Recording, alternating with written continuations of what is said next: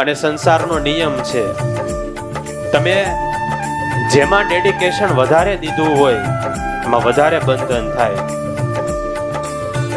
જેમાં તમે ડેડિકેશન વધારે આપ્યું હોય એમાં તમને મોહ થાય, અને આ બંધન છે એ જ દુઃખકારી છે.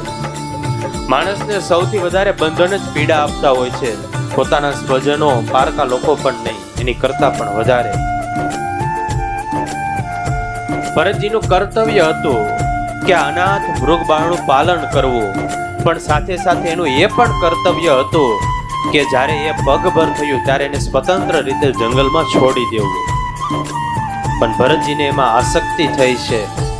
પાલન પોષણ કરવું એ ખરાબ નથી, પણ આસક્તિથી પાલન પોષણ કરવું એ ખરાબ છે, અને આ આસક્તિ એ જ દુઃખનું કારણ છે.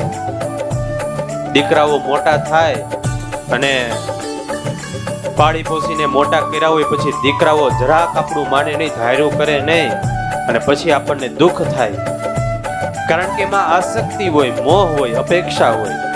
ત્યારે દુઃખ માત્રનું કારણ એ અપેક્ષા છે.